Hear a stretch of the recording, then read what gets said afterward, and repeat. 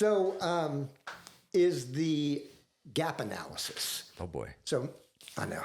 It's not that. Well, No, don't go there. Just go ahead. I'm just saying. Don't let me distract I have somebody you. that does it for me because if people know me, they're going to go, Duke's got the attention span of like, right. Me too. Yeah. So Maybe I'm not a good guess. I thought I was. We've got a guy that, so we get copies of policies. This is, you can give them to me if you just renewed yesterday. So this is about going through into a gap analysis and looking at gaps in coverage. And I've been talking to you about this for a long time. And I am when I'm telling you, amazed. I should have been doing this years ago because insurance carriers, I'm talking about the liability, the umbrellas, the auto coverage, all of those other, they're taking coverages away. You don't know about it. Agents are not, and I'm going to slam the agent community because they're not reading policies. They're trying to sell on price. Okay, here's why you're cheaper. Because that plumbing contractor I talked about, an AC contractor, that's worth, by the way, this guy comes to your class. And he's now a client of ours. He's out of Tampa. Oh, boy. Yep. You're getting very specific. And his name's Brian. I'll tell you that. Great. No, great. stop. No, we don't want to Brians know. you got in your class. Please. So anyway, he had no idea that he had no coverage if he's working in condos, mixed use of buildings, or apartment complex. Now, his agent was always cheaper than everybody else. Yeah. Because, and I look at, if something happened, is there a chance? And of course, there's a chance. But it's one thing if you know it. So if Brian knew, look, Duke, I knew about this and I'm willing to take the risk. That's fine. But when you don't know about it, Right. I was in New Jersey last week, I told you. Tree trimming company, and they also do excavation. One of the exclusions in their general liability policy was earth movement. Excavation company? Earth movement? Earth movement What? is a shovel in the ground. Yes. They had no Wait, it's a tree trimming. tree trimming and excavation. And activation, Yeah, so but they can't do any earth movement. They thought they had coverage. They can. They were doing it, but when With no coverage. If something happened, if they dug a line up and shut the power down to the hospital next door, right? All that stuff. No What kind of coverage. responsible insurance agent would sell them that policy? This is what's going on. Carriers are taking it away. Please name that agent. Yeah, I could. So we did. We should call this. You should call your podcast something like the whistleblower. We did. You got a lot of information about people. Look, the workers' comp. They took it away. Well, here's why they took it away from him. He was at this tree trimmer was in the assigned risk in New Jersey. They had an experience model like 2.06. I know exactly. And when you're in the assigned risk, there's this big upcharge. Like for them, it's about $80,000, and we got a carrier to take it.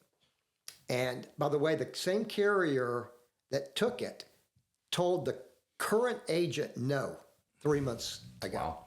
And the reason was because there was no real explanation about what happened. And they were looking at the claims that had happened 2 years ago.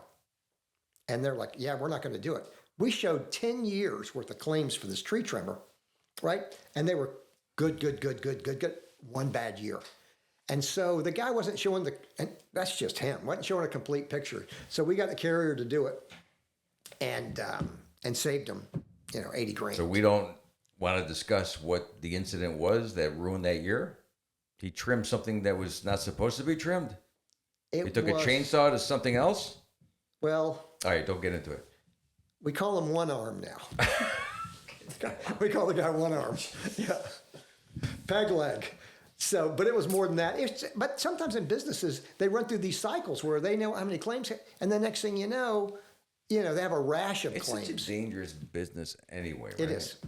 I mean, anyone to take on that risk, any insurance company, knows they're going to have to pay something. So it's funny. How do I get those guys in New Jersey? I mean, it's like they're going through the yellow pages. Yeah, how did you? Here's it. So these guys realizing what had happened, right? Realizing that OSHA problem. They hired this safety company called Superior Safety Solutions out of New Jersey. And one of the guys that works there used to work in Gainesville. And I had met this young guy. And he remembered our company, right? Really sharp guy, too. And when they took over this account, he's talking to the tree company about, the workers' comp. And then he reached out to me. Now, what's this company? I'm going to bring these guys. I'm going to get them on your podcast. I'm going to interview them. They're made up of ex-OSHA inspectors. Really? And they have a tree trimming business? No, it's the safety company, for God's sake. Tree trimming company hired the safety company to help them with OSHA. It's hard to keep, it's a lot. No, because you're thinking about what you're going to say next. I'm trying to get my stuff out. No, I swear to God. I'm still stuck on some guy getting hit with a chainsaw. Yeah. You know what I mean? Yes. So crazy. Anyway, these guys. It's not a competition. Okay? I'm listening to you. Okay. Please. So, but these guys, I'm going to start referring these guys to By the way, how do you work in New Jersey? You're in Florida, right? Is there a license? Is there a license? But I got clients. I mean, literally, I got clients. They're domiciled in the States, but they work everywhere. I got a Tampa client that does massive tanks and all kinds of stuff, and they're in the Caribbean. They're in Central America. They got a shop down there doing fabrication, but I got timeshare out of Myrtle Beach that. From one side of they're everywhere. Hawaii, I mean, I think they're like the third largest independent. So you're handling nationally. Yeah. So, and it is, it's because we're boutique, right? So we're not high volume. So a lot of insurance agents will write everything. You bring it to me, I'll do it. You need pet insurance, I can do it, all that stuff. We are very boutique, meaning we keep a really solid little client base. So we're not all things to all people. Okay. Right. And so even some of your guys that'll call, I get them in the right place. I'm not going to write the insurance, but I get them somewhere that I hand them off to somebody and they're going to be taken care of. Yeah. And I follow the process and I make sure they're taken care of. But it is, so we work all